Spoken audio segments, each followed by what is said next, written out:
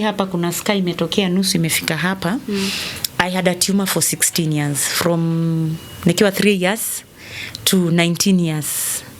Tulikuwa kama watu hii tunacheza tu hivi. Unaona vile unaangukanga alafu unapata kinundu hapa ama nigedhukuru alafu you sugua like this na vix inaisha. It started popping.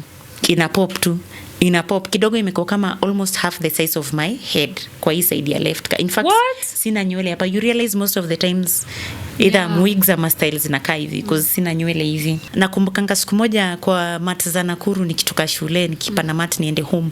Makanga kaniongelesha na mimi ni mtoto wa prima. Nikamnyamazia. Alafu unajua ni kama ilikuwa imenikunywa nilikuwa nimekonda sana. So alinishautia unaringa na utakufa uzikwe ndani ya paper bag. Yes. So ukienda mocha wakifungua hivi sanduku siku nako karufu kana kugonganga ako karufu ka mocha inaitangwa hiyo dawa ni formalin. Tukipiga story hivi nilisikia formalin ni kwa ndoto imepita shwa. Tukaulizana na yeye umesikia hiyo harufu? Before nimjibu nikaamka my house si story ya jaba, my house was smelling death. Formalin ilikuwa harufu saa 10 nimeamka nimekaa hivi chini. So results zikatoka tukaambiwa tusome. Mimi kusoma niliona tu positive. Sikupanic sana. Nilishtuka but sikupanic sana because remember psychologically I was prepared for two things. Yeah. By the time I walked myself into a hospital I knew it's either I'm dying or I might get a chance to live. I went to my salonist because nywele ilikuwa imeanguka. Like that's after 3 months. Nikamwambia you know what? Unajua ni kwa nini nywele ilianguka? Because that's someone tumekuwa mabeshti for 10 years. Ananiuliza ni nini? Namwambia nilitest positive.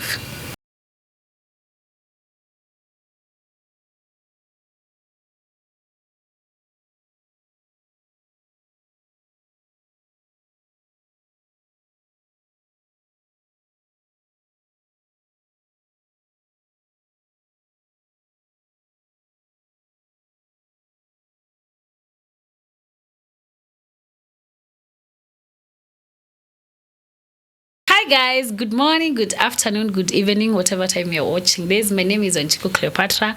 I am a young woman living with HIV and a very passionate advocate with regards to breaking stigma surrounding HIV. Welcome back to my YouTube channel. If you're new here, please consider to subscribe. And if you're our returning subscriber, asante sana sana. And of course, I want to remind you that we do this because we're sharing stories of people, incredible stories. And it's not just that we want to celebrate their journeys, but because we are trying to create a community of understanding, a community of support, and of course, a community of empowerment. So guys, before I introduce guest wa leo, hata sitaki kumintroduce Joanna. Yes, a very good story, an inspirational one, and I believe after watching this, you must come out with something. If not 2 things, at least 1 thing. And of course, allow me to thank the sponsors of this episode, and that is Phone Place Kenya. And I'm here to remind you that this May, we want you to get better. Look, if you're using a phone, hiyo simu yako yenye unatumia na haiko poa, please get better. Go to Phone Place Kenya, get yourself something. And I remember, kama uko mahali uko busy umeshikana unafanya nini, get to any social media platform ya Phone Place Kenya. Order will deliver at your doorstep penye uko. And of course, we need to remind you that we have an upcoming very, very big event. If you buy anything, you purchase anything from Phone Place Kenya, whether a phone or an accessory, we are giving you a 500 bob discount on the upcoming big Voices Festival that is happening on 6th June 2026. So get ready. Millennials themed edition. Mkuja tusikize hizo ngoma za kitambo. And itakuwa 3 City Gardens. Make sure that you come, get yourself something. And of course this May, it's mothers tuko na hiyo love. Kuja and you have to get yourself something. So karibu sana. Asante sana. And thank you for honoring my invite. I'm so excited. Sijui story najua lakini nataka kusikia tena and I believe you're doing a very good job. Thank you. In this channel, we appreciate everyone who is doing incredible work for the community. And I always say that we are doing this because service to humanity, service to God. Sure. And I want to appreciate, I've seen your journey. We've worked together tukianza hii safari. We've worked together up to this time. We've had our highs, our lows. Sure. But we then got that there's always some light. Inaweza kaa inakaa kama haiko, lakini there is always some light at the end of the tunnel. Na kama hata haiko, uingie na light yako. Tuna force. So welcome. Thank you so much for making time. And I want, as we end this, that someone will come out of this after watching this inspired, motivated, and of course encouraged. That is what we do here. We are trying to uplift unheard voices. We are trying to make people understand that there's so much life after HIV positive result, and not just that, after so many things that can happen in life. So karibu sana, sitaki kuongea hapa, hakuna maswali hapa, ni kuchapa story. Feel free and talk to us. Karibu. Asante sana, nashukuru. Yes, please introduce yourself. Sure. So my name is Susan Wairimu Meta. HIV positive, living positively. So unaona vile ninakaa. Yes, this HIV has nothing on me. And I'm 44 years of age. And I'm a HIV advocate and also activist. I am stationed in Kisumu. I work in Chulaimbo Hospital, that is in Kisumu West. The advanced HIV disease champion. At the same time, I'm campaigning a campaign on self-care when it comes to people living with HIV. And also we are doing a project on PrEP options. And I'm very passionate about people living with HIV, not just beyond just living positively. How can you living positively is not about just taking your medication. It's about your mental health. It's about serving people with love as a calling, not just because maybe someone is paying you or you're supposed to be there. Making a difference in someone's life. Wow, that's great. Hey, you're doing a lot. Thank you. And that is so nice, because wanaambia watu, when I see people making even very weird comments, mtu akisema kwanza naonanga watu akisema unarembesha ukimwi, when we talk about that, and people do not understand that it's a long journey. It is. You did not start that today, not yesterday, and it's very good when I hear you've climbed that ladder, umeenda na unaendelea, and you've not stopped, but you've kept putting the effort, kept impacting, and hii ni kitu yenye uwezi, hakuna mtu anaweza kuja akulipe, because the people you are helping, it's not see what utakuja ati akwambia atakulipa. So thank you so much, and you're doing a good job. You're welcome. Na ubarikiwe. Asante. So I want you to tell us, where did this begin? Yes, tuambie. So it all began in 2018. It was 2018. I was in South Sudan. So nakumbuka at that time, normally when we are in spaces whereby, sorry to say this, at times there are people who feel threatened by women who grew up the ladder very fast. So in the organization I was in, I had replaced someone.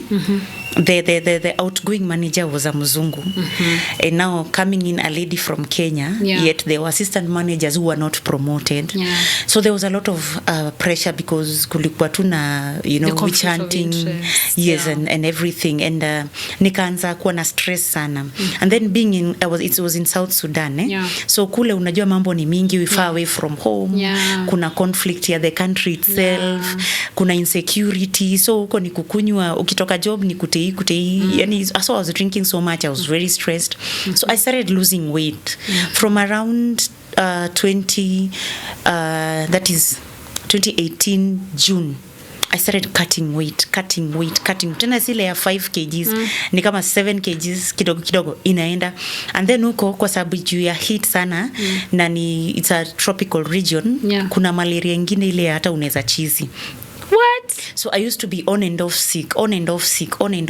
Alafu ni ile malaria unagonjeka, uwezi amkata kutembea, you peeing on yourself, the pain. Kumbe it's because there's something that is eating me, and I'm treating the malaria as an opportunistic infection, but see treat the sickness itself or the disease itself. You get.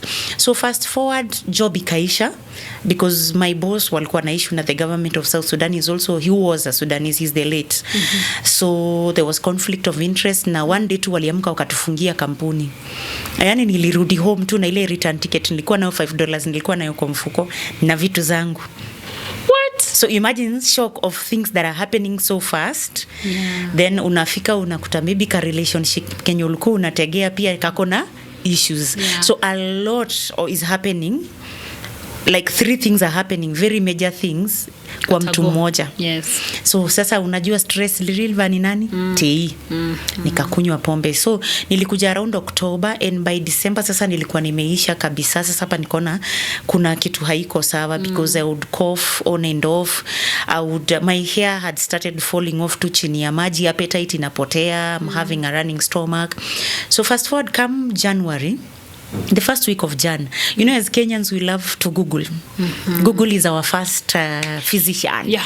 Daktari. First doctor, yes. You know. So unauliza Google, na vile na feel na hivi, what is wrong? So I got 2 things, either HIV or stomach cancer, because nilikuwa na H pylori, nilikuwa na hara sana and everything. So nikaanza kujicharge. The good thing, and that's why I really appreciate people who've gone before us, like you people, not because we are older than you, but it's appreciating the impact that you've put in the society, because your voices who were before us, who spoke to us, you are the voice of reason as to why we are also strong today. And you're strong for someone else now. Yes. So because we saw that people can actually live positively with HIV, I had that thing of like, fine, let me just walk into a facility and test. So day one, I remember it was around 14th. It was I think on a Monday, 14th January 2019. Kufika tu hivi kwa triage, nikarudi home. How now? It's not easy. Because you have those things like what if, uncertainties. Will I survive this? Because at that paranoia. Na unajua hiyo point, nywele imeshasha. Sasa hiyo nywele ishaenda kabisa. Sikulangi, hata saa zingine stroki kwa bed juu nerves za mguu hazifanyi. Nimeisha. By the way, I was hiding at that point. It was musema, I'm very candid about it. Ushaisha mpaka you know you had big boobs na unaona nikaa chapo ndio zimebaki. Tulikuwa tunaenda kufika hapo. I am not eating. I'm having this persistent. I'm lucky I didn't have meningitis, crypto, because I used to have this persistent headache. Hata nikimeza painkillers haziwork. Unakuwa na running stomach, ukimeza Imodium haifanyi. It was that bad. So I came back home. Let me tell you, on 15th I couldn't move. I'm alone. Remember, I've lost a relationship, a job, and everything, right? And that night I told God, if you give me strength, hakikisho ndaenda hosi manzi. On 16th I woke up. I just called my sister for moral support, my sisters. Nikamwambia, now that we live in Kitengela, senda kupima kite. Nitaenda the river. Ulikuwa unajishuka at any point? Of course najishuka. At that point uko na mpaka sores in your pelvic areas. You know, everything is telling you literally something is wrong. Something is amiss. Yes, and then given kujipenda ni poa, because there are some people who realize it's happening but they are afraid to face, you know, to face the situation or to face the results. But me here, my fear was dying. And that's why I was motivated to go to the hospital. If it is HIV, I know I'll overcome it at one point. My worries was actually isikuwe ni cancer. Because at that point, yenyewe ningejua ni 6 months. Nilikuwa nikufe niwende wapi Cleopatra? Nowhere. So anyway, I walked into a facility. My sisters were there. I tested. In fact, sikuenda pre-counseling. Niliwaambia kwanza nataka kwenda. Tutafanya post. Haraka. Mimi nataka kujua. Tukaenda, mjamaa akaniambia, you know, they normally tell you a negative is like that, a positive, a false is like this. Tumekaa. Sistangu mdogo ndio alikubali last born. Sistangu second born was like, no, she went akapeleka daughter yake kwa dentist because she was scared. She was like, no, it can't happen. So results zikatoka, tukaambiwa tusome. Mimi kusoma niliona tu positive. Siku panic sana. Nilishtuka but siku panic sana, because remember, psychologically I was prepared for two things. By the time I walked myself into a hospital, I knew it's either I'm dying or I might get a chance to live. So I think what motivated me kidogo is the fact that it was HIV, kuna dawa. So the doctor nikapelekwa kwa daktari. So they thought siko poa kichwa because of how I received the news. And you reacted? Yes. Sitangu akaambia toka nje. Sasa ni counseling. Usiende kujinyonga. Yes. Sasa hapo kwa counseling ndio nili break down, because now is how ilieni ni wapi, what will happen, will I survive this? How will people think? How will I tell my family? How will the society judge me? Na mimi nilikuwa mtu wa happy, so watasema tu huyu alienda kujitafuti. So nikaenda counseling. Sister yangu akaambia vile huyu dem tu ako calm hivi, hata kama analialia msiache aende home, mwende naye wapi kwenyu mpaka arudi poa. So mimi sister yangu, she drove to my house, picked my clothes, tukaenda kwake. That night I never slept clear. Mimi, what was going through your mind? I don't process. The problem now is I don't process things fast. Mimi naweza chukua a day or even hours. You'll tell me something now and then it starts hitting me later. I process. So that night I didn't sleep. It is when everything came to my head. I'm like, will I ever get married? Will I live? The shame, the disgrace. And then because I've gone through so many things in life, I've failed in so many things, I'm like, eventually I'm done. There's no hope for me. This is the final blow. This is the final blow. Like, it's done. Hakuna kitu itai work in life tena. But you know, despite anything, I've grown up in a house where my parents serve God. They're church leaders, and I just prayed because they had taught me how to pray. I told God, I don't know what is in store for me, but please give me the strength. I know it will not be easy. All I need is the strength. This is the time you don't leave me. Sikulala hiyo siku. Sikulala. Ulikuwa unalia ama kufikiria? Thoughts. Because of the things I've gone through life, ni kama life imeni harden. So for me to break down inakuanga ngumu sana. Alafu napendanga kujipea courage ya kustay afloat. I refuse, I'm a fighter, I always refuse to stay down. So yes, kulia ilikuwa tu kidogo, but ile kufikiria sasa, and I'm still also consoling myself. I'm alone. Nobody will understand. So I'm consoling, and then I refer back to what I told you, the voices that were there before me. So something kept on telling me, if they did it, you can. So day 1, day 2, day 3, Sunday imefika. So my sister calls her husband. He was not in the country. The husband is like, there's no one anaweza kuwa HIV positive. Aende apime cancer. So in my head I'm like, which is worse, guys? Getting bad. Really? Sasa hapo, sasa hata mpaka nikaanza kujiambia, hey, anyway. So kufika weekend nikajiambia kitu moja. I'm the firstborn. These people are younger than me. If they babysit me, the moment I go back to my house, it will be very hard to cope. Remember, nimekwambia nimepitia vitu mingi sana, and as a firstborn nimezoea to get through my own things. Nikajiita mkutano, nikajiambia nimo, it's the only way to survive this, ni uanze from scratch peke yako. You know how to stay afloat on your own. So nikamwambia sisi narudi kwangu. She was like, no. Nikamwambia no, I'm not going to kill myself. I'm ready for this, because the moment nilienda counseling niliwaambia naanza dawa leo. Na ndio nilikuwa nimefika 200 CD4, hiyo ilikuwa 220 something kufika full blown. So nikaenda kwangu. Cleo sina job saa hiyo. Sina ine. Na unaona stage niko. Sina. Niko tu na nyumba. Ile unajua Kikuyu chicks, hata kama unajua my relationship tuko hivi unakuanga tu na kwako just in case. So sinirudi kwangu, niko na nyumba ndio, sina job, sina food, sina nini. So nategemea sisters waniletee food. And then those days nilikuwa nakunywa TL. So unajua tu stories za TL ukilala usiku, hallucinations and what have you. And then now sasa ni kama, because the virus was very high in the body, and then the medication I started to work, my body became a collateral damage. So those are the days whereby unalala, ukiamka asubuhi, you can't speak, you can't do anything, umeisha nguvu. Ukipelekwa hosi, wanakuta there's nothing wrong. The body is, you know, the body is trying now to fit, which is it the disease that's supposed to be in the system, or it's the medication? So it was challenging for the first 3 months. Nearly go through hell. But imagine I made it through. God made sure that sikukosa chakula. I used to eat, unatapika, najiambia hata nikitapika ndaongeza kidogo. Ile inabaki kidogo itanibuild. Yes. And then nilikuwa na Google sana. Self love is everything, because you put yourself kama the first interest. So because I'm scared of dying.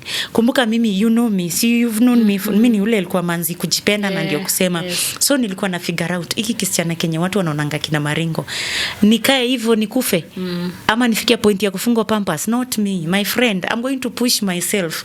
So I used to ask for Google mboga za kienyeji. They are very good na boosting the immunity. Maybe maini, mboga, omena. So I would really focus on that, and fruits. So hata ikitoka kidogo naongeza, ikitoka naongeza. And you know that's point, by the time naanza hizo dawa nimekwambia mpaka the pelvic area ilikuwa na sores, macho ilikuwa imeanza kupotea.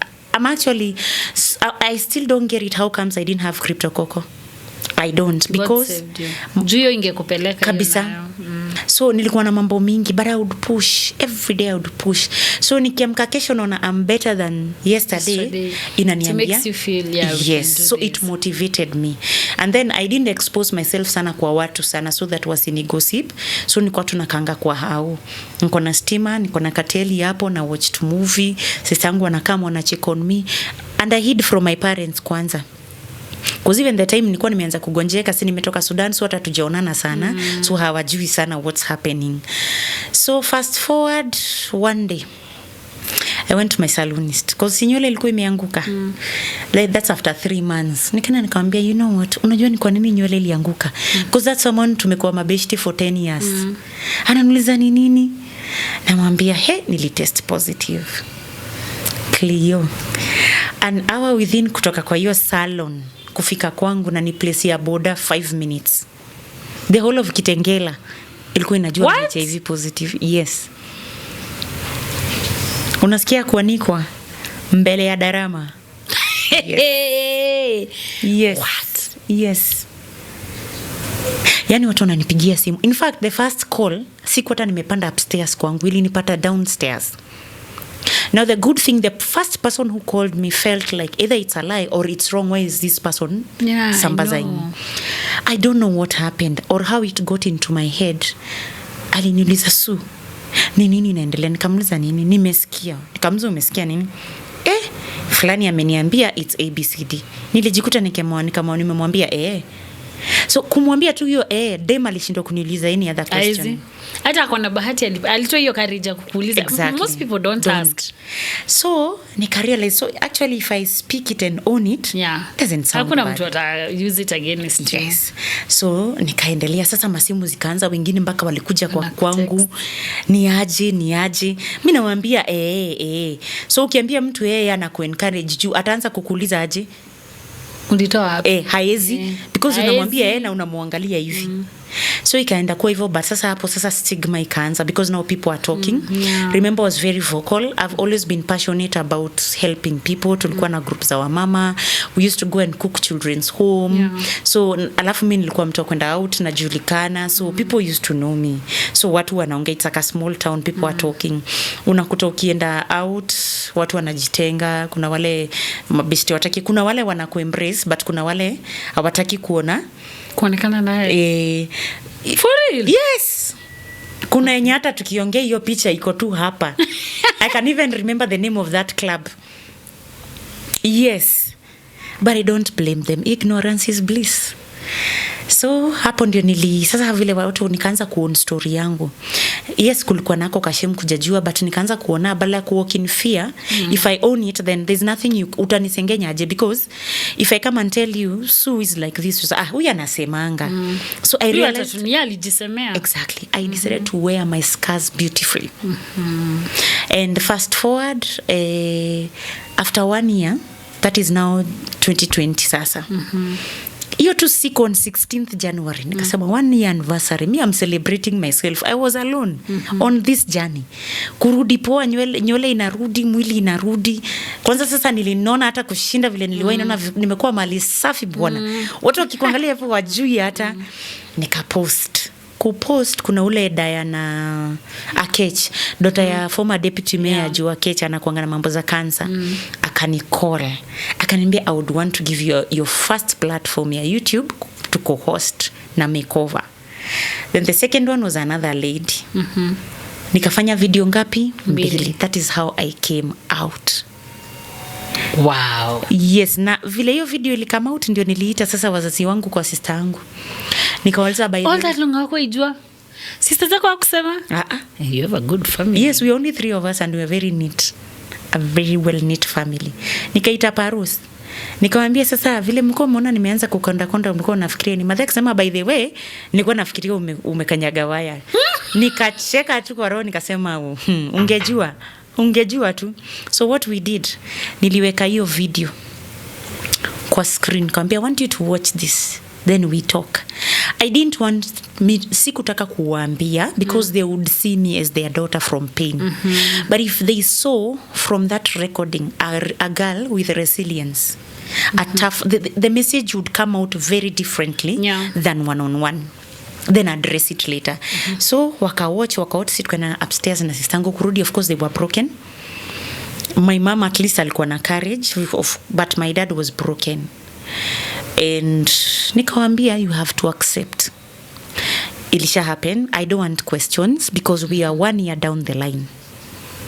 And what we need to do now is to move forward. Yeah, correct. Because if we start asking ilitoka wapi, ilianzia wapi, we won't change the situation. Nani? Exactly. So even ndio tulianza, and my parents now started using even the same, because watu walikuwa naongea mpaka church, wakiwauliza wanaambia yes, she's courageous. But my dad got broken for a long time until his senior pastor akamuuliza, you are broken over a very strong girl who hata hakumbuki yako hivyo, and she's living her life. And up to today he tells me, I derived strength from you. And that is how I became public. Wow. Yes. Si rahisi. Looking back, what do they say right now when they look back at that moment when you walikuwa? And of course you understand wazazi, mzazi ni mzazi, hata ukue miaka ngapi, that is your parent. They will always have ish and all that. And I understand probably that's why ali freak out. Yes. Na pia information yenye ilikuwa si kama sahi. Yeah. easy, but looking back, because of the things now that have happened now, it was birthing of a purpose that is transforming lives. Now they see it worth it, because also there are people, not necessarily HIV, but there are people who have maybe challenges with their kids. Yeah. Their parents who've been judging their kids. Yeah. Through them, they speak to those parents. They encourage those parents, 1 hour counsel. So it even birthed something, even like for my sister, she had never employed a nanny who is living positively. But because of me, she once employed a nanny. In fact, yeye ndio alikuwa anamwambianga, asubuhi umekunywa breakfast, umekunywa dawa zako, usisahau time yako. And they embraced hata mpaka huyo nani alikuwa anashindangwa in fact kama si kurudi kwa bwana wangekuwa tu bado na yeye. So you see how you carry yourself matters a lot, because you change the perspective of people. I normally tell people, you are what you attract. Sorry to say this, we cannot live in pity party. We cannot live in a scenario whereby we live in self-stigma.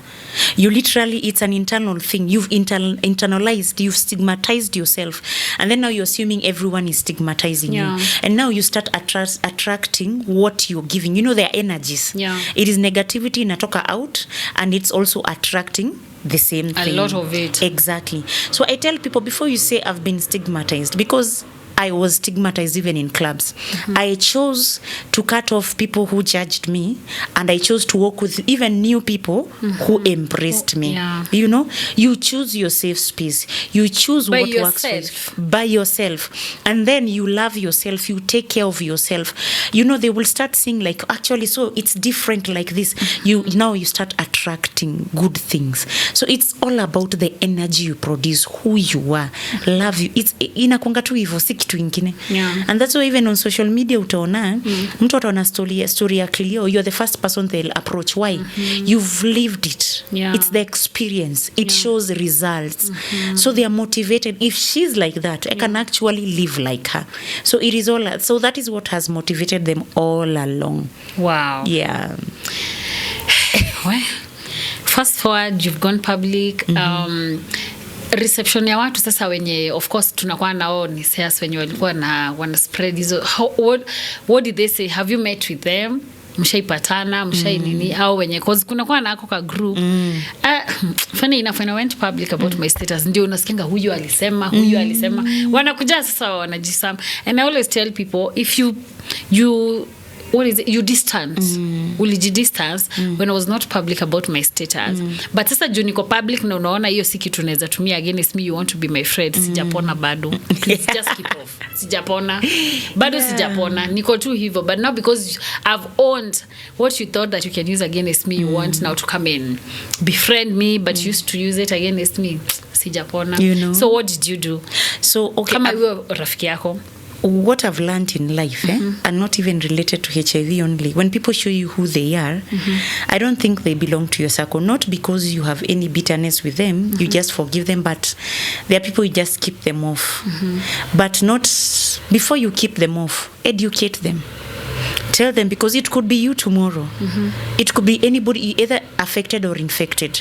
This thing that you're trying to do to me, do you realize there could be any member of your family who's living with HIV silently, but the approach that you have towards other people living with HIV determines if that person will be free around you or not.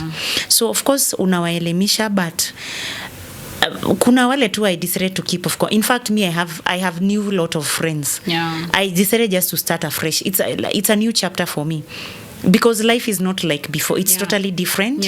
So mimi niliwa lay off, nikachukua tu. In fact, niliacquire so many new friends, so many new supporters. It always happens. I don't know why we are always afraid to let go, and better things are always ahead. And we are moving, you have like your people this. You will get your people, and you're moving like this. So why are you going back? Forgiveness is divine. You have to forgive yourself. You have to forgive everyone, even the person maybe who infected you, even those who stigmatized you. Lakini nikushow kitu about life. In those like 1,000 or 2,000 or 10,000, kuna moja ata come back positive, ama ata come back ako in a mess and they need your help.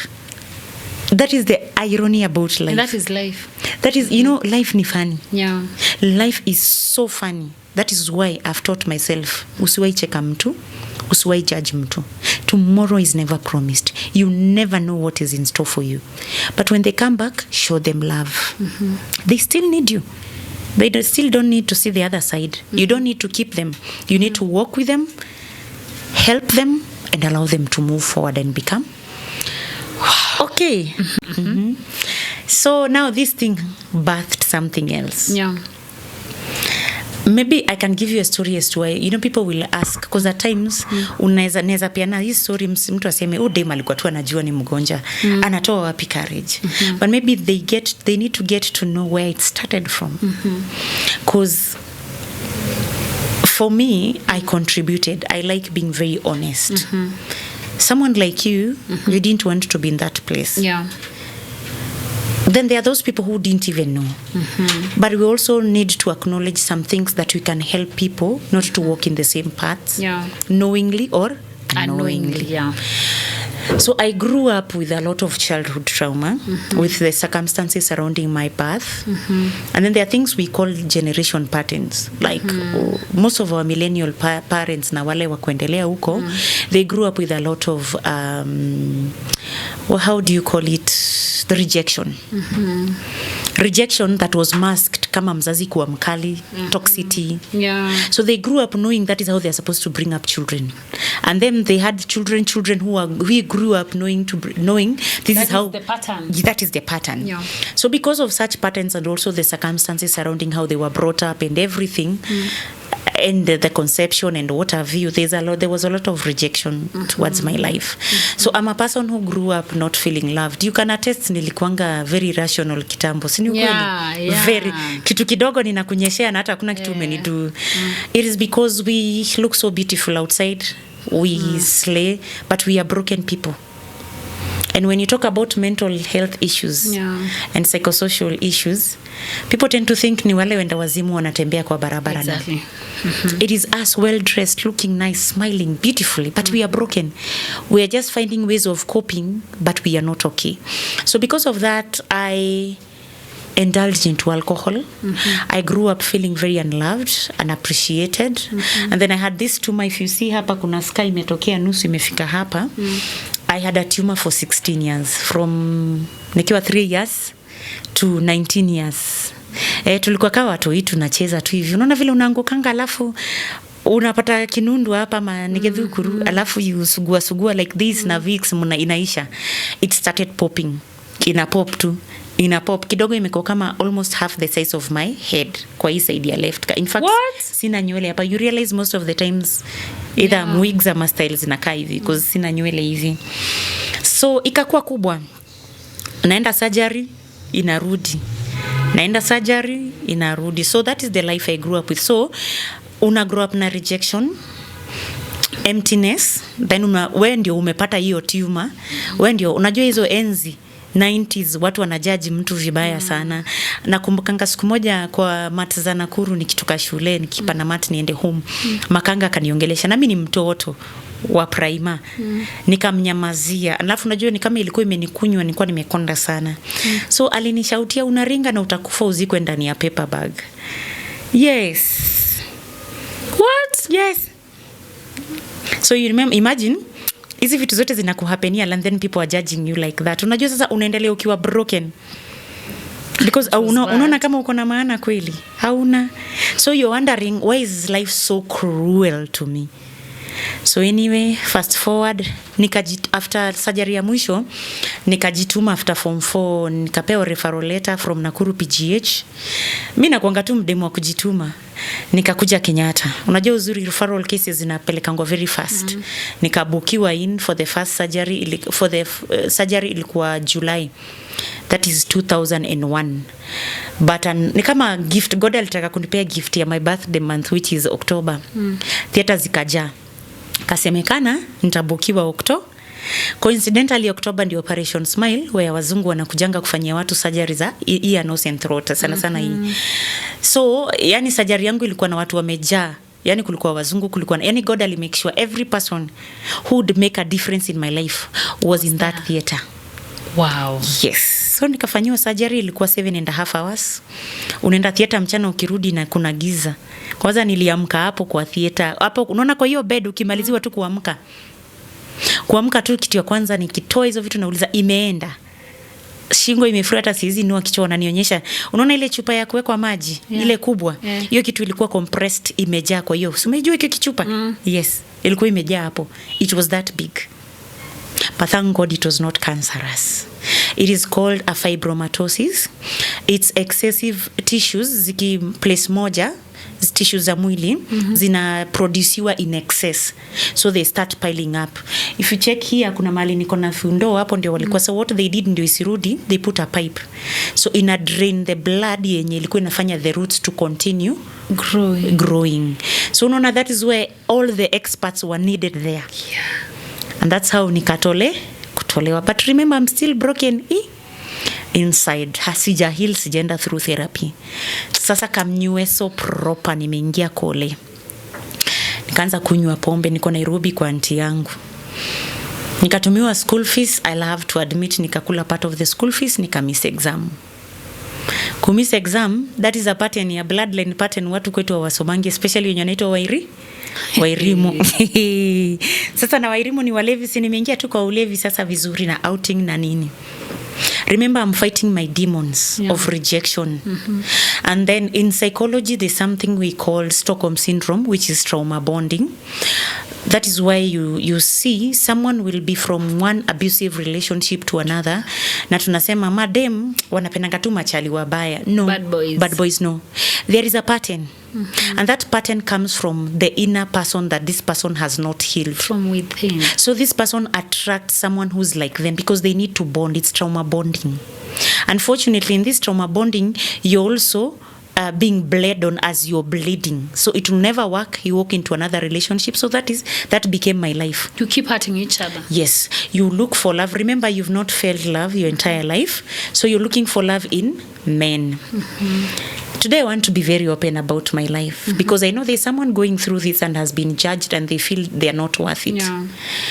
Cleo, this is something I've never said, and I know there are people who will use it against me and I really don't care, but I know it will help someone. The more you date out of trauma bonding, they drain. It's soul ties. This person drains you and you drain them. You become more empty. So what do? I go more into alcoholism and finding love. I reached a point, nilikuwa tu nakunywa kwa club na bebwa. Hata mwenye ananibeba ndamjua asubuhi. Nikiamka jua hata sikumbuki. Yes. And then you come out of this place hating yourself. It's a genuine person, maybe he's even interested in that relationship, and if it even starts working.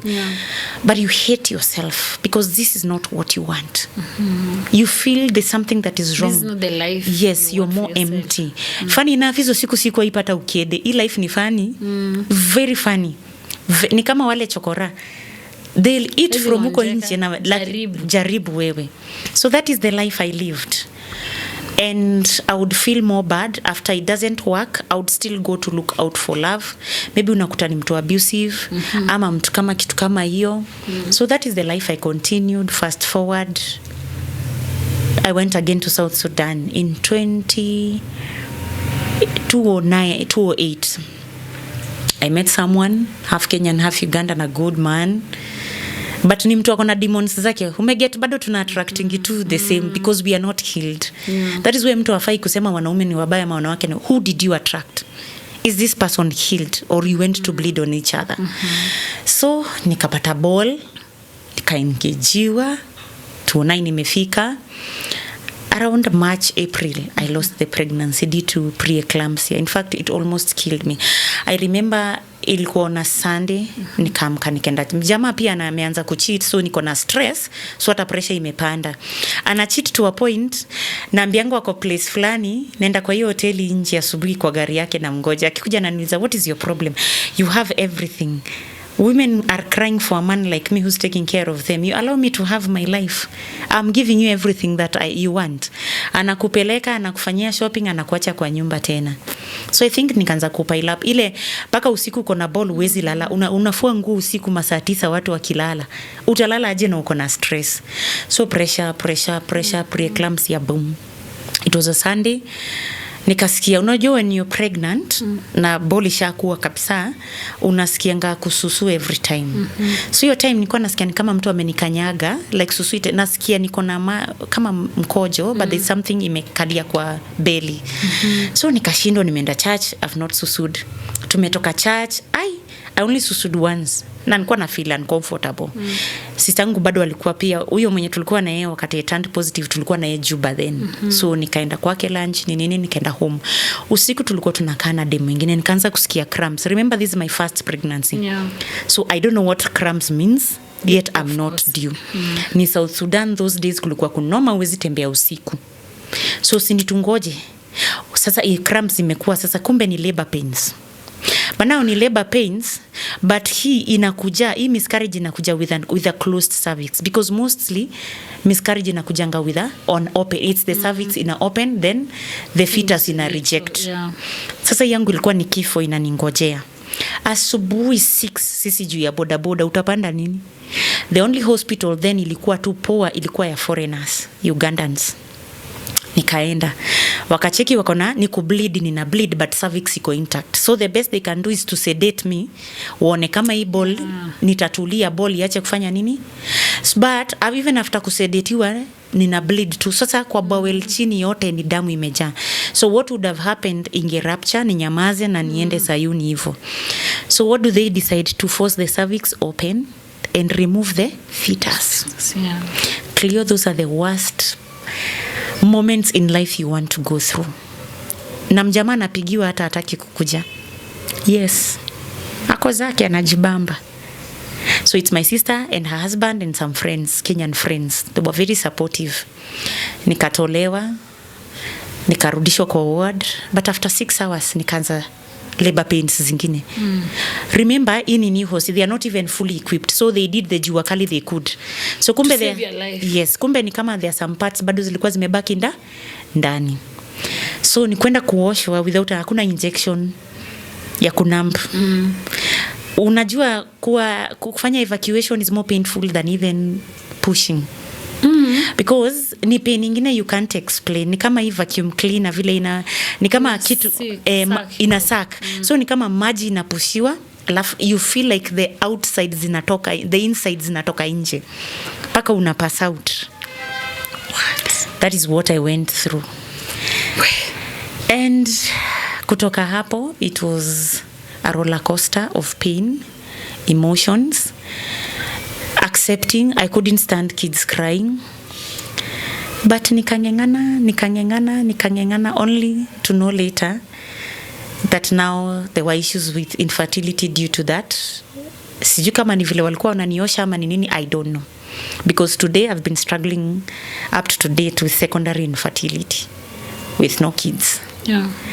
So after that then tukakuja sasa si ndio nita test positive after that.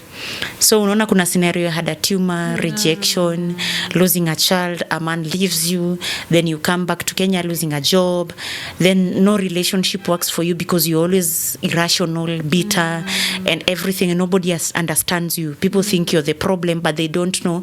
You know, most of the time these people unaonanga wanalipuka ama wana act funny ni attention. They're trying to say help, but their way of saying help is not the right way. Yeah. And because we are very judgmental as a society and we don't understand these things, we just want to say instead of finding help. And that is when now you see I'll be an alcoholic throughout, a functional one who goes to work very well, but hata ametoa loka asubuhi na kulala silali, justaki kunywa antidepressants. Nimeambiwa nafaa kukunywa, but I'm like no. So what do I do? Nakunywa pombe ndio nilale. So that was my life. Tukaendelea. I became bitter. I continued drinking until one night, July 2022. Before that night, April 2022. In fact, I lost everything because remember we had it's 2020 2021 when we had the organization we used to work together. Yes. So after that I started losing things. Nothing was working. Biashara ikaenda hivyo, pesa zikaenda hivyo, kila kitu ikaenda hivyo, nikafungiwa nyumba. So I'm like, what is not happening? So I moved to my sister's house. When I moved to my sister's house, I decided, you know what? Si kila kitu sasa imekata kabisa na Mungu anipendi. Nitakuwa nakunywa pombe dry, juu sitaacha dawa ni hare iniue. Sisa zangu hata wanijudge. Naenda na utakosa watu wa kukubaia pombe. Nilikuwa naenda naangusha chrome dry yote. Gilbis dry huwa. So one day my sister had given birth to her last baby boy. Sasa si unajua kwanza she's married to a Luo, they celebrate boys. So the brothers to the husband had come. Mimi mchana nilikuwa nakunywa Gilbis na nikunywa dry. So nikikuja jioni wakaniambia tuende dinner. Kwenda Luos are like, me I can't buy you Gilbis. Na nataka kununulia kitu ya maana. So I said let me take a marula. Hiyo ndio ilikuwa inikoroge ndio niache pombe. So tukakunywa, tukarudi home. Usiku nikasikia kwenda kupii. I walked into the toilet, but I can never remember what happened to it. But all they say walisikia kitu imefanya boom. So everybody opened their bedroom kukuja kuangalia, walikuwa najua watapata skali imepasuka na mtu amekufa na damu. But sikuwa hata na injury hata. I puked on myself, my sister cleaned me. The small sister was like, this is a turning point. This is a turning point. True to her word, Cleo. I never went to rehab. I woke up ni kama kitu tu thirstily, and it's like an encounter, and that is how it happened. I never went to rehab. Nothing. I just thought of, changing my life. I found Christ. I got born again. And that's how I started now my other journey of something I'm about to share with you. Okay. Yes. Unajua, we've been friends for all that time, but we've never sat and I'm hearing this story for the first time. Like, naonanga ukipost nitasoma, but face to face. Yes. Okay. Naenda tu una process zile za naenda tu nikiprocess pia mimi. Naenda tu nikiprocess So after that, I need to tell people something. Yeah.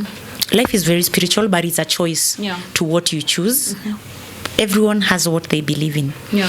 But if you see you have a continuous and persistent pattern of going through things, and especially things of pain, you have a calling of restoring hope to people. But it is at times that you don't know that it is a calling. Yeah. So kumbe hizi vitu zote ninapitia zinani build to for capacity for this time, this season that I am in. Yeah. So see, I get born again. Sana jiambia life itakuwa po. Hey. Kwa Mungu. Hey. Mambo my friend, hapo ndio shetani aliniambia, anakuambia kuja. Come baby come, I will show you. So umeacha raha, utajua. Mungu nae, he wanted to build capacity. He wanted to train me. Remember, the Sue, Cleo was very arrogant. Yes. And was very... Kwanza na kuchapa watu. Sijai kuambia nilikuanga kwa club na lewa na chapa watu vibaya sana. Ungenichezea. Na hiyo unono yangu nilikuwa na ruada watu. Si niko na do. I can buy myself. Unaniambia. Hata dating ungenisumbua. Excuse me. you know. Hey, guy, ati ni mimi hata siongeangi. So nikaenda Mombasa. So now God now is in a process of, in the book of Jeremiah we talk about when God was telling Jeremiah to go into a potter's house and see how God is you know, molding a case of broken to be made whole. And it's in the book of that is Isaiah 61, that God sends us out there to bring hope to the hopeless, to mend the broken-hearted, to mourn with those, to comfort those who mourn. It didn't make sense, but now it's making sense. So mali nilipelekwa job Clio. Hizi story mnaambiango si za jaba. Mali nilipelekwa, mse mwenye namfanyia job ni mse anashikanga hizi vitu watu wanaitanga majini. Yes, na sijui ile hao nimeenda kukaa. So unasikianga watu Coast wanaambiango usiende kuingia tu nyumba yoyote, ask people before you rent a house. Si ndio? Ushawaisikia? Nishaanza kushtuka. Yeah. You've heard it. Yes. It is very real. I walked into a house.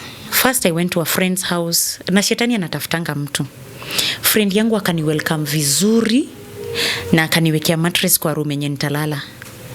Tukuwahi jua nyoka iliingianga juu ni mtoa hapa kwa nyumba na ikaingianga mahali kando ya mattress na imekuanga tu hapo na lalala na sijui. The day I move out ananiambia su tumetoa mattress, guess ni nini tumepata? Nyoka. Na hii kuniuma. Tukatoka hapo. Nikaenda nikapata nyumba. Nyoka inakaaje? Hata sikutaka kujua na sijaitaka kujua. I know. Tukatoka hapo. So I went and got a house. And before I got that house, I moved. I had a strange dream. Like people were running from the stairs and they were saying we are running away from spiritual husbands. So I'm like, what the unaongelea nini spiritual husbands? I didn't get ni hizo majini zile vitu zitakuwa zinanifanyia usi. Yes, people dream and think that it's just dreams. In fact, dreams are not just dreams. In the life that we live in, blessings are conceived through dreams. Bad things are conceived through dreams. It's how about you treat and deal with that dream. If it's a good dream, make sure you pray that it comes to pass. If it's a bad dream, reject it completely, because that is how you conceive something and then it becomes physical. Everything that happens into our life, it starts spiritually to physically. So usiku nimehamia nyumba Clio, nasikia watu wanapiga kelele hapa juu. Mimi nafikiria kuna watu, kumbe it's a vacant house. Ni hizo majini. Usiku saa 8 saa 9 ama ukiamka kuomba saa 6, unasikia ni kama kuna paka analia, kuna mtoto anapigwa na mama yake, mama anapiga kelele na Kiarabu, milango zinagonganishwa. But nikishukanga nikiendanga job, naonanga hizi nyumba hii flat iko empty haina watu. So unashindwa nani anapiganga kelele huko juu. Naenda job. Nikifika job, that's how uliona nienda Mombasa ndio nikakonda. I don't know why. I started just losing weight. It's like something was draining me, but I couldn't place my hand. What is this that is draining me? At work, my boss akutanganga stories na serve church. Because church ni JCC ni opposite, lunchtime I can just cross over. Hataki. And avoid sana nikienda stories za church. Kabisa. So kitu ikaanza kuniambia, you need now to pray seriously. Something is not right. So what I used to do, nikitoka morning devotion nakuja naombea hiyo office. Mimi ndio PA, mimi ndio niko na key. Nikiclean na iombea. Niko na tunaanza kukosana kabisa. I knew something is not right. Pale home, usiku nimelala Clio. You see that thing people say it's you teleporting, you're sleeping and you're feeling someone. You're still feeling, you literally someone is in that room trying, defiling, you're not trying, defiling you till mpaka una release. Yes. See stories za jaba. What? Yes. Yes, that's what used to happen. So you remember the dream before I moved in that people were running from that house? Is those things that God was warning me. The house that you were going, something is wrong with that house. So it continued. It continued. So what I did now, I decided to dedicate myself. Every morning, niko morning devotion. Lunchtime niko church. So I started praying seriously. Now that's my journey of salvation. With time naomba tu kwa hiyo nyumba mpaka hizo vitu zikaenda na zikienda na zikaenda. Zikaacha kunisumbua kabisa. That is now 2023 kutoka 2022. But sasa yenye imenisumbua ni ya job. Na kuna friction sana na huyu mama kuna mahali amefika. Kuna time nilikuwa nabatizwa. Akaniletea nguo. Yes. Na hiyo nguo ilikuwa trouser na top. culot mnaitaje siku hizi, palazzo na top, very beautiful. Nikashindwa huyu mama akitoka safari anatuleteanga vitu direct, mbona hii imekaa na ameniitia niende kwake, na akapika. Alafu kulikuwa kumesaviwa meat na chicken na rice, and then she was like insisting I eat the meat, ati chicken ni ya jana. So I'm like, why are you serving then food ya jana na una insist ni kule hii food ingine? So nilisavio ya jana yenye ataki na mnyama kidogo. Kunipea nguo jioni akaniambia na uvae upige picha unitumie. So mimi nikajiuliza, why is she saying upe mtu kitu apige picha? I called my parents. They told me, peleka hiyo nguo wapi? Church. Cause mimi nilikuwa nimeambia mama, hii ndio nitavaa church kesho. Akaniambia hata before uende nayo church piga picha unitumie. So I called my parents. Wakaniambia usivae. Ibebe iende iombewe. Big mistake, ingeombewa nipe mtu mwingine to cut that tie. So nikaichukua nikaanza kuivaa. Hapo sasa ndio nikakonda. Cleo, hizo story nasikianga kwa Facebook ni real. Tulikuwa tunapewa salary. I earned 30,000. Nalipa madeni zenye nimekuwa ile time yote nimefungiwa nyumba, pesa zingine sijui zinaenda wapi. Within a week sina hata ndururu, Cleo. Uzuri job I cannot account. Uzuri job na mali na cause nilikuwa nakaa huko Docks chini, it's a walking distance like 20 minutes to my working place na church, so I would walk. Mimi nilikuwa naenda mpaka 5 days without food, lakini sikuwa iache ARV. 5 days. I think you've seen photos I've posted nikiwa na vidonda. Yeah. Ilianzanga hiyo season cause first you're being drained even at work, you're not eating. Unajua maji ya Mombasa ni mbaya, unakunywa hiyo maji, uko na H. pylori, uko na nini. I remember one day nikitoka church juu ya kukanja sana. Hiyo kwanza ndio time nilikuwa nimekaa 5 days sijaona food literally. Nikitembea na kuna unajua juu ya Mombasa unasikia kufaint. Nikitembea hivi so unajua tu square lazima tuvae skirt. So nimevaa skirt but niko na baika. Nilisikia tu maji. Nilipass stool bila kujua. Gas inatoka in form of stool ya maji nikitembea. Have you ever been in a place umerudishwa chini mpaka vitu zingine nazana happen hata uelewi? Nilitembea kwa barabara nikilia nikiuliza God, has it reached here? But there's something very strange happened. When you see me saying there is God, I've seen strange things in this life. As I was almost to my house, sasa unajua uzuri bike na skirt mrefu so haionyeshi. But I am walking nifike kwa nyumba nioge. Na sina sijui nitakula nini. A woman akanipita. Coast si kama huko Nairobi you cannot greet anyone. Akaniambia akapita alafu akaniambia excuse me, nikasikia accent ni ya Mganda. Akaniambia do you understand English? Nikamwambia yes I do. Akaniambia I'm not from Kenya. Nikamwambia I can tell your accent. Akaniambia when I was passing you, the Holy Spirit told me to tell you whatever you're going through, it's coming to an end soon. Vile aliniambia hivyo nililia kutoka hapo. Hakuniambia kitu kingine paka kwa nyumba yangu. Ulimwambia anything? Nothing. Hivyo tu ndio aliniambia na akaenda. Na nikifika kwa nyumba, a friend tu wa Nairobi akanicall. Akaniambia unaendelea aje bla bla. Nikamwambia niko na stress, hata sijakula, niko na H. pylori. Alinitumia 1,000. Akaniambia ndio tafute chakula. Hivyo ndio na sasa sina gasi na nini, so nilikimbia tu kununua tu food. Alafu uzuri Mombasa food iko ready, utapata viazi karai ya 50 na ukunywe na maji. Hiyo sio thao itakusukuma. That is how I continued. So I continued like that. Sasa hapo ndio maana mwili sasa imeanza kupata vidonda. Cleo unatembea hivi kwa barabara because it's exposing itself. Unasikia tu mtu yani I was reduced to nothing. Mtu anakuambia wewe dada wewe ushakanyanga waya wewe umemeza dawa kweli, na watu wanasikia na venye cost watu wananga nini bas hawana chills at all. They tell you exactly how it is. Na unajua ni wapi hapo ninaambiwa? Unaona roundabout ya kwenda Likoni hiyo ndio ya kutoka Moi Avenue ya kwenda Nkuruma Road Fort Jesus. Sasa hapo ni wale watu wa tuktuk hapo cause ofisi ni next tu karibu hapo. Yani ile aibu sijawahi ona. That is the devil trying to tell me, nani alikuambia uokoke wewe? Nitakuaibisha ushangae. But I stayed strong. Kumbe I didn't know that being reduced to that level is what now I'm doing back in the village. I'll meet people who are broken and down like that. But now I'll not look down upon them because it's a journey. They don't have food. I'll not judge them. I'll know how to walk with them. That is why I had to be reduced to that. So anyway, fast forward, I started just having dreams ya kutoka huko. Nikipack naenda naona naeka vitu zangu Modern Coast. Nikikuja. So nikirudi Nairobi.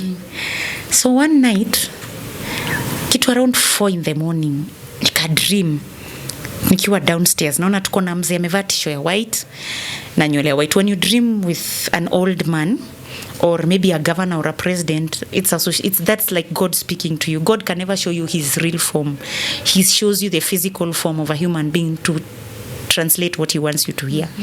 So naona tukipiga story, but tukipiga story ushesikia harufu ya formalin. So ukienda mocha, mwakifungua hivi sanduku, siku nako karufu kana kugonganga, ako karufu ka mocha, inaitangwa hiyo dawa ni formalin. Tukipiga story hivi nilisikia formalin ni kwa ndoto imepita shwa. Tukaulizana na yeye, umesikia hiyo harufu? Before ni mjibu nikaamka, my house, si story ya jaba, my house was smelling death. Formalin ilikuwa harufu. Saa 10 nimeamka nimekaa hivi chini.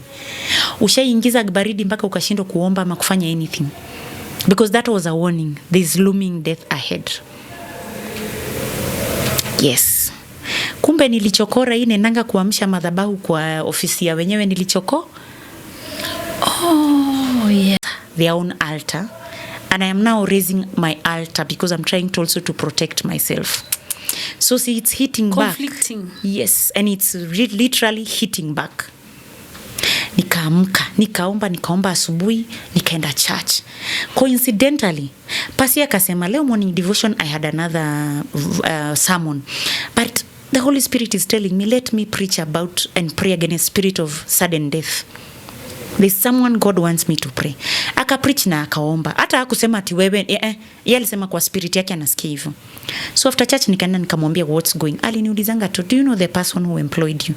Remember this person who employed me, simjui, alinitracingi from Facebook. People monitor people. Yes. Hizi story mnaonanga watu wanasema, mnasikia mtu anasema oh you're too spiritual, oh ni stories za jaba. Life is very spiritual. You will be even monitored anywhere. That is why you have to pray for yourself, especially people who are in the limelight, because you don't know who is the agent of darkness and you don't know what is their mandate. Yes, and they always focus on people with watu wanakaa wako kwa limelight tu hivi, wako tu wanakaa watu nomo. So nikamwambia mimi sikumjua, nilimpata kwa akaniambia that is every time I pray for you I feel your problems are coming from there. Kufika kwa ofisi kumbe bado sasa ndio vitu zinaningojea. Ushaifungua hivi mlango unasikia goosebumps. Have you ever been in a scenario una feel vivi? Nikajua something is wrong. Hiyo siku ni mimi na yeye tuko na kifungu peke yake. Colleague wangu yeye ndio alitoka mbele yangu na aliacha kifungu. So hana kifungu na hangekuja mapema ni juu mimi niko na kifungu. Desk yangu inakaa ni kama kuna mtu alilala akifanya kitu. Na 2 or 3 days prior nilikuwa mama akuji job, but every time nasikia endo uangalie kwa parking, because parking ilikuwa near the window ya choo. Nikienda na mkuta gari imepakiwa hapo, but hakuji ofisi. So that day nilikuta ni kama kitu, there's an activity around my seat and my desk. I knew something kulilalwa kumefanywa kitu, and that's why I was dreaming about death. Oh. Na that day, the whole day alikuwa anapiga na nizo, unaendelea aje? Na ni mtu wako ananiongelesha, uko aje, unaendelea aje? Remember akujangi kwa ofisi since I started praying. Nikajua madam, ulikuwa unangojea nikufe? I live to testify the goodness of God. And that is how after that I just kitu ikaniambia to apply leave na uende. Coincidentally sikuwa sign contract hiyo place. Weirdly I didn't sign.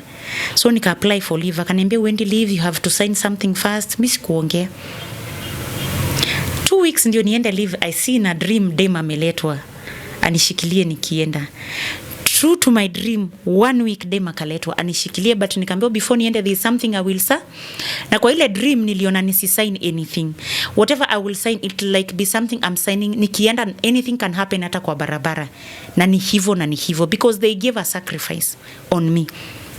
And because kumekuwa na conflict of interest, that altar bado inadai hii sacrifice, na nikishinda itawa endea, so they have to revert it, and that's why you saw the spirit of death, you get.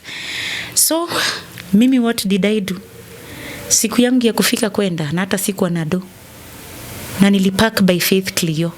Sikuwa na kitanda, nilikuwa na mattress nini. Nilipea hata huyo dem alikuja kuni replace, aliambiwa nishikilie, alitumwa, nilimpea. Si mama alikuwa anangoja nimngoje akuje ndio niende. Nilimgawia what I can, nguo zangu nikeka kwa gunia. Friday usiku, a friend of mine from US, she's a follower, she will see this video. She called me aniombe. In fact, we share the same names. Akaniambia nataka tu uniombe, I'm going through something. She had lost her mom and she was very down. We prayed. Kumaliza gesa alinitumia pesa ngapi? 3,500. Nikaeka vitu zangu modern cost 2,100. Nilikuwa na tupesa twingine nikajaza, nikalipa SGR. Hiyo siku ilikuwa 1,000. Nilifika kwetu na 90 bob, kwa sister yangu na 90 bob. We've never talked to date.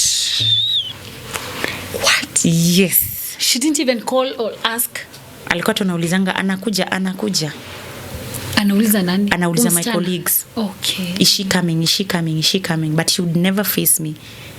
Na akaanza kurudi kwa ofisi sasa. I knew that was a trap. So what did I do? Yani these things happen. These things happen, but when you tell people, they tend to think it doesn't happen. You know, some of these things, until you experience them, you would think it's crazy, but it is real. They happen. That's why we have to pray for ourselves. We don't know who we are working with. We don't know what we are doing. You don't know even who you are seated with. And also, if you're in places you don't go and also and raise altars without knowing. Because if you're not strong enough, that altar, the other altar will destroy you. I'm trying to think, if you're not, what is it called? You are not spiritually woke. Yes. Ungekufa. Kama singekuwa spiritually woke ningekufa. Kitambo. Ningekuwa mimi ningeenda. Yeah, I'm not spiritual. Mimi ningesema tu ni dream tu. Ni hivyo tu. Na I assume dreams are not dreams. Gosh. Because si unaona nimerudi huku. And what has happened, check. Pardon? Nasema, and you see what has happened kutoka yes. Utoke huko. Yes. A very big turn around. Na bado hapo katikati kuna nimerudi Nairobi, kuna mnyorosho. Bado. Hey, nimekuja Nairobi, nimeanza kwanza before hiyo mwaka, before nitoke Mombasa, mtu anijui physically. Akani invite Canada. Aliona tu zile vitu na posting yako na udema ameteseka ya kutosha. Akaona ani invite Canada nifanye nini? Acha kuja atapumzike, hustle huko. Shetani si mama ya mtu. Wakati alijua tu that door is going to open. But all now, I'll come to understand later, it goes to bloodline pattern. This thing, watu wanasemanga, there are patterns you see in your family you have to break. In fact, witchcraft haiwezi last for long. What people don't know, that is why people keep on sacrificing, because witchcraft annually high last. This most of the times mtu anasema anarogwa ati alienda nyumbani akaekewa. If you look at kama imehapenia more than 1 or 2 people in your lineage or in your family, that is a bloodline, that is an altar. It is not witchcraft. Sio kila kitu ni uchawi, by the way. It is just that people don't know. It goes back kidogo hapa mbele nitakueleza how the altar comes from, where I come from, and my name. That's why even when we are naming children, let's be careful. Kuna mtoto hata anaweza kuwa wazimu, but hiyo jina yake juu mwenye alikuwa na hiyo jina alikuwa mtu wa kismart. Vitu zake tu zinaendanga poa, mnaanza kusema mbona Mungu anabariki. No. It is the altars that speak. I realize that there is so much power in a name. Yes, there is so much. In fact, most of my problems, it is because I've been trying all along. There is an altar that has been speaking from wa mababu. Yenye now, it's speaking contrary to what God wants in our lives. Unaona, because the book of Jeremiah says, I know the plans I have for you is to prosper you and not. God has no plan to destroy anyone, by the way. Ni hizo altars na making sure at the time you're about to go up, they make sure they bring you. Unaonanga mtu kama ndio ameenda tu amegraduate ama ndio amepata kazi tu hivi anakufa. Sio uchawi. most of the time, na ile altar inangojeanga ukiinuka tu hivi ndio inakuja kukuuliza who are you, because wale mababu kuna sacrifice walitoa, wakasema so nakumbuka kwanza mababu zetu wa Kikuyu walikuwa wanasemanga naona ama hakuna mtu atapita mali tulipita, I was the rich one, I was the unaget those sacrifices that were done then, that altar is always reestablished. Altars don't die, so they will continue until you cut that bloodline altar. So nimekuja kukuja, you know, you're looking at me zile za what unajua siame they are so real. So nimekam nimekuja, nimefikiria vitu zitaenda vizuri. Si unakumbuka nimekuambia nimepata nini ya kwenda Canada? Yeah. Cleo, I had cousins. The devil will use anyone out of, they'll use even jealousy. So this cousin 2001 wakati nilifanyia ile surgery ya mwisho Kenyatta, nilikuwa na envelope nimeka birth certificate yangu na documents zangu za shule zile nilikuwa nimesoma. Cousins zangu walikuja wakaiba hiyo documents. Sijui waliendanga na wapi na hizo documents. So nimekuwa nimelenga juu sinanga hata unajua hizi vitu zinakufanyanga hata utaki kwenda ngambo ama nini, opportunities zikipatikana utakagi kwenda. So sikuwa na issue ya kutafuta hata utaki, hakuna kitu nataka nayo. So unatafuta birth certificate ya nini, but you see now opportunity imekuja. Opportunity kukuja nikaenda kuchukua birth certificate. Niko na ile sasa nika replace nikaletewa. Siku replace, mama akanitumanishia copy. Si niko Mombasa bado sijatoka. My dear, nikiapply na nimelipa. Na sasa hiyo si nimekwambia sinanga do. Mtu tu best yangu from US kumwambia tu nataka tu kitu ya passport. God mtu alinitumia 6,000. We've never had anything. God tu akanitumia do. But shetani alikuwa anajua kufikisha hiyo birth certificate kwa immigration. Hiyo birth certificate mtu mwingine amechukua na the same serial number na amechukua mpaka passport. So what does that mean? Mine is invalid. Yes. What? Yes. Sasa hiyo mlango imefunguka because by the time ndio nipate birth certificate it was drama after drama. Nachukua ingine nimeshughulikiwa ni genuine. Tukifika tu hivi kwa immigration nimerudi tena, wanasema iko na shida. Either jina itakuwa imewekwa ile jina yenye ilikuwa imetaipiwa last time vibaya itataipiwa vizuri, hii jina ingine. Unaona vile hizo vitu zinasumbuanga mtu. Paka huyo mtu akaniambia, "Su, usishtuke, usichoke. Pray." Akaniambia there are people who come. Si unajua when they are taking biometrics, si unapigwa picha. Akaniambia kuna mtu atapigwa picha vizuri hivi, but ikitoka inatoka blurry ama mbaya. Anarudiwa next time the same. Life is very very spiritual. Nikangengana, mwisho nikaenda church, nikaomba, nikaambia God, this thing nimeweka kwa altar yako, wacha ikakubalike. Kitu tu iliniambia enda Huduma Center kwa Register of Births. Nikaenda. Ule msee nilipata alichukua tu hiyo birth certificate akaenda nayo kwa office iko next kwa Register of Births. That's how they checked, they changed vizuri mpaka majina ikastampiwa from Register of Births. Nikaenda nayo, but by the time inafanyika yote opportunity dates zilipita. Nikakuja Nairobi, nimengengana vita after vita, naomba imefika tu mahali, yani hizo altar si jokes. Home madhi hataki kuniona, sijui ni nini inaendelea, vita after vita, yani kila mtu tu kwetu anaona tu ni kama ki black veil, yeah? It's like you're giving a bad odor ama aura and nobody wants to see you or be associated. Kitu kidogo tu, alafu unajua imefika mahali I've been tortured so much by everything, so I'm like a shell of an egg. Ukini napasuka, unaona. So pia nilikuwa na kasirika haraka sana. So nikatoka home nikaenda kwa sister yangu nalala chini because nikanyumba kadogo. So hiyo kulala chini, baridi imeniingia, mwili imeisha. Ukiangalia vizuri 2024 nilikuwa sasa nimeisha kabisa. So in the process naomba a door opens. The same person doesn't get tired. The same person bless you ameenda US gives me another invitation letter for a function niende. Na anasemanga every time alikuwa anashindwa ataita nani, alikuwa anaonanga kwa dashboard yake face yangu. Every time she prays God to show her something, she would see my face. Akanipatia. Niko na pesa ya kuapply hata hiyo visa, niko nayo na bookings ziko full, but something strange happened. nikaambia sistangu akaambia bwana yake, imagine wakaenda wakatoa, mnaitanga insurance ya shule ama mnaitanga aje ya watoto wao, imagine wakanitolea do. Nikaenda nikalipa visa, dates zimejaa, kidogo kidogo tukapata date. I was supposed to go around May, but interview ilikuwa March. My dear, 2 weeks to the interview, I dream. Sijaienda Gigiri before, but the way I saw in the dream nilikuta hivyo vile iko. But there was a warning that I ignored. That's why I'm saying please don't ever ignore dreams. God could be warning you of an impending something that's coming, or something good that you need to pray and align with it. When it comes, you know that it's God speaking. Kwa hiyo dream, I saw someone we used to go to church with, but ameka across Gigiri. Si kuna hiyo barabara, sisi hapa ndio kwa embassy, si across sasa kwa fence nyingine, ananiangalia hivi. You know that's a monitoring spirit. Na ndio tunaambiango don't tell people your things. Si alikuwa nakuchanga ananiambia nakuombea wewe na una share, nakuombea uende. Kumbe sometimes you don't know huyo mtu anakuombea against uende. So wakati I saw her monitoring me, I should have understood ni monitoring, because alikuwa ataniangalia tu hivi chini. So nikafika hiyo siku, in fact hiyo siku ilikuwa na mnux. Ilikuwa 23rd day May, March, nakumbuka vizuri. Nimetoka Kitengela, nimekuja kufika pale karibu SGR jam. Tukazunguka kukuja kupitia pale Cabanas, trailer imeanguka. Tumengengana, nikachukua motorbike South Sea na baridi 1500, nikaenda mpaka juu.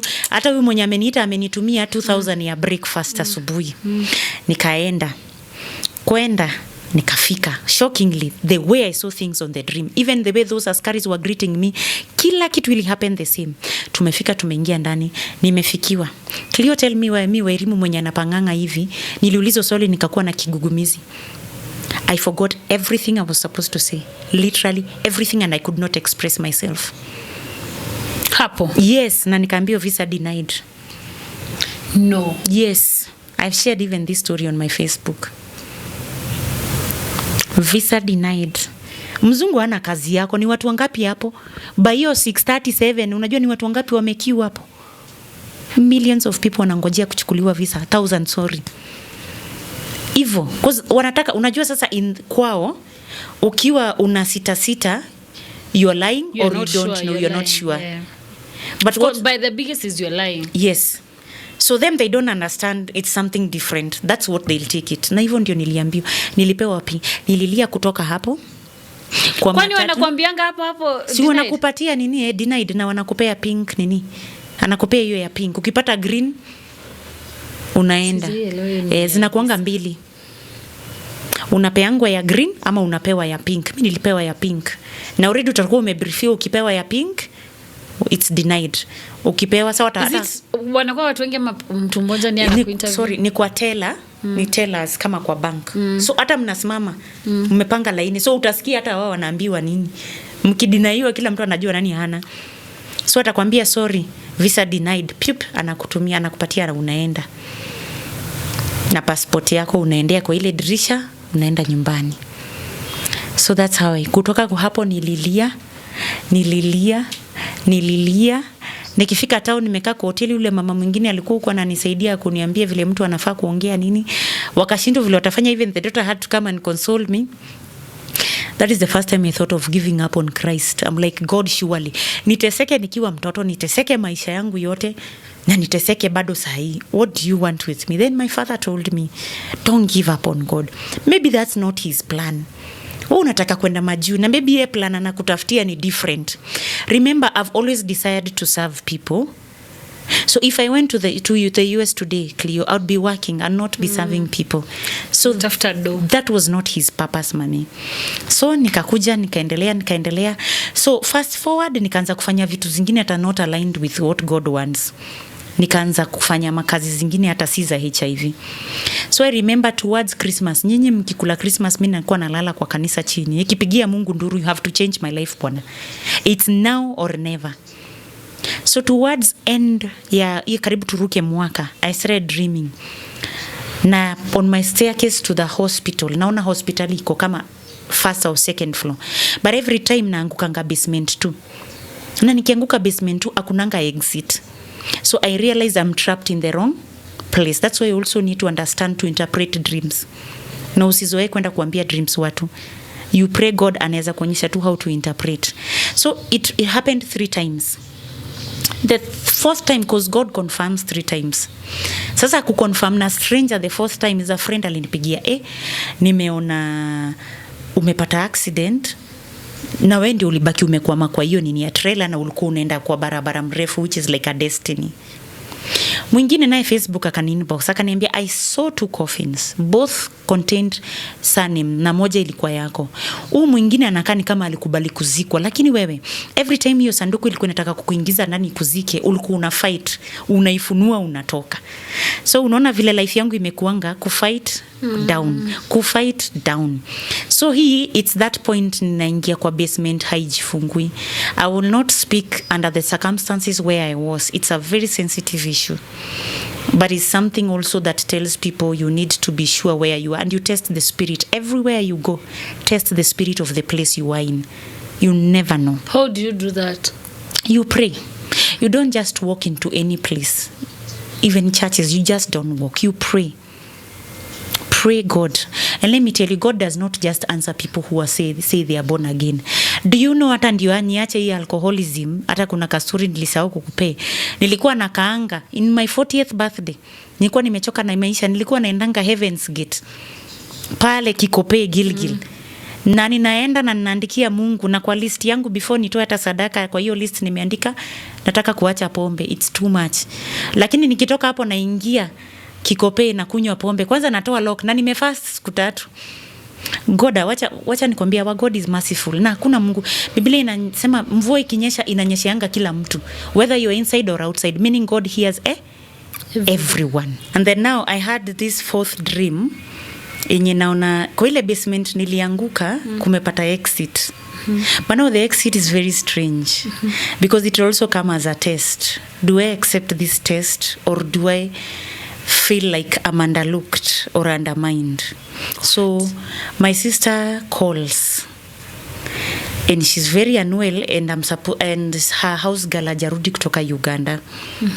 So she has like 5 kids, my sisters and my other sister. So akaambia madhe, sina house girl na pressure imeshuka.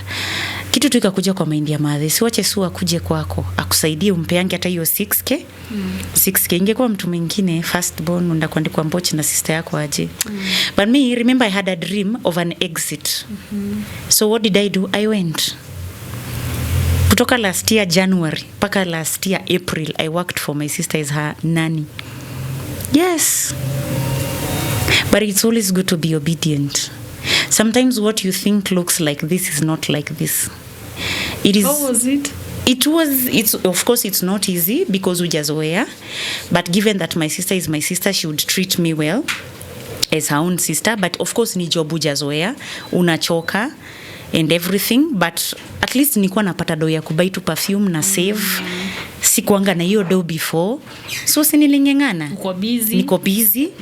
Na ujua nilikuwa nafanyanga job na hata naenda tao saa 8 kutembea. Ninajipanga vibaya sana. I mean, mimi ni first born, so nishajua kuplan, you know. So anyway, as we kumbe hii exit iko supposed to bring the job that I am in right now.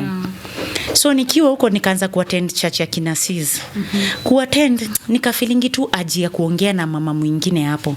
Nikamuuliza, by the way, unajua saa hii hakuna jobs juu ya funding. Kuna mtu najua anafanya hosi mwenye anaweza acha ani connect nika volunteer kwa hosi. So she told me, yes I know, but I'll give you 2 people. Mwenye alinipea hakupata chance mama. But Chalia kaniambia, by the way, najua Skasko wa Kisumu West, wacha huo ni nini sub-county coordinator wa STI na AIDS.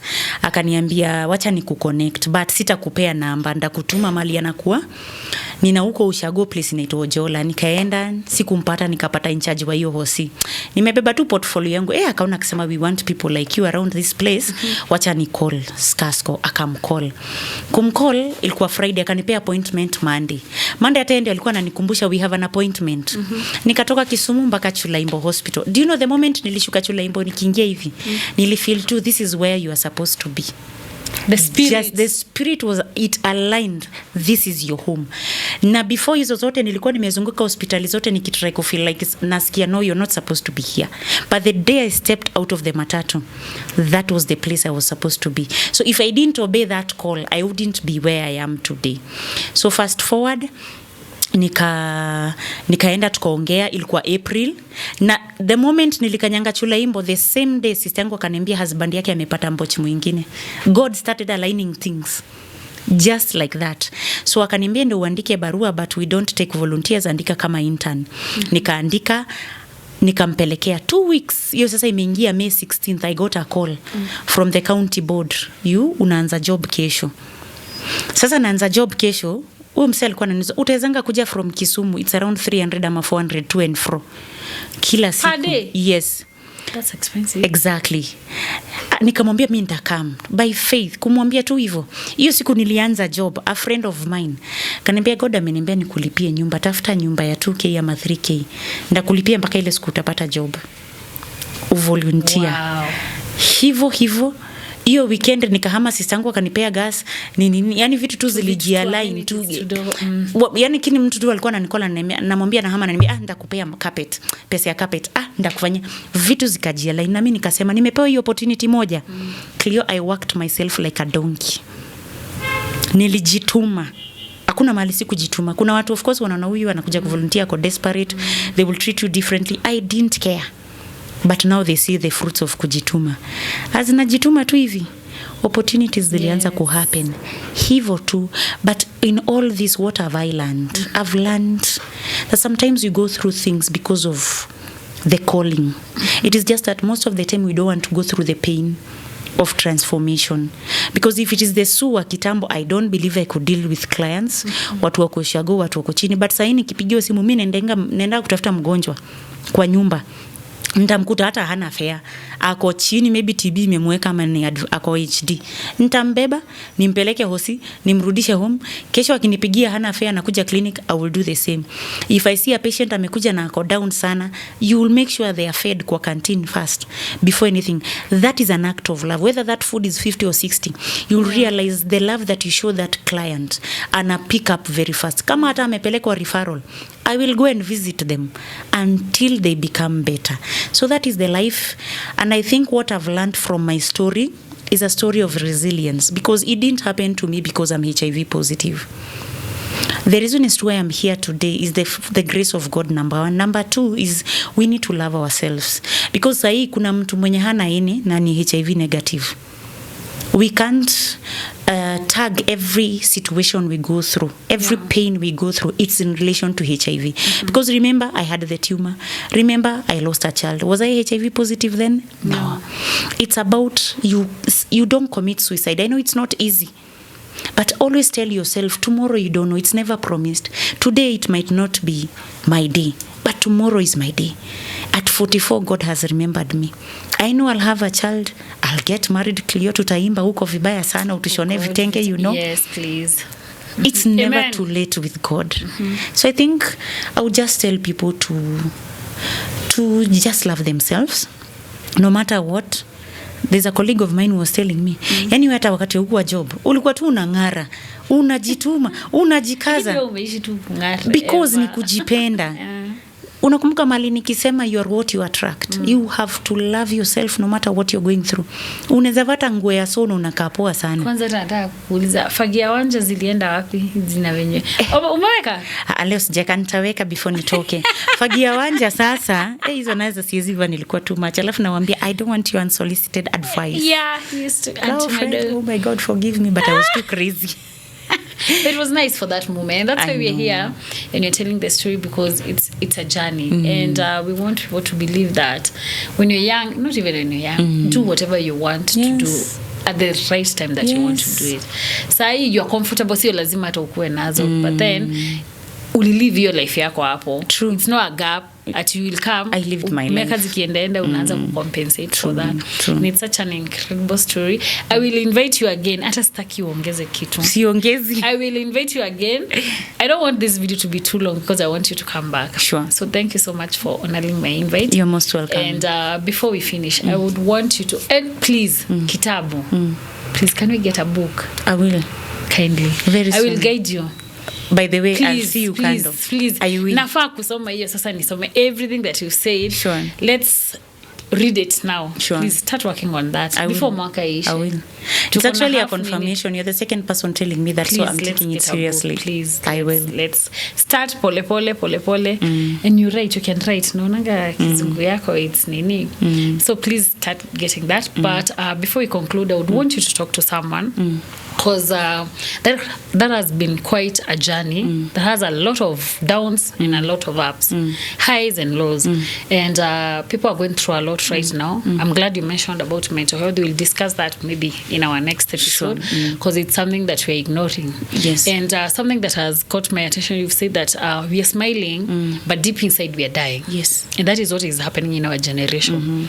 And it's quite unfortunate that people are still committing suicide, people are still giving up, where else we have beautiful stories of people who have tried. You are at your end, but you decided that you'll wake up, you cleaned up, and you showed up.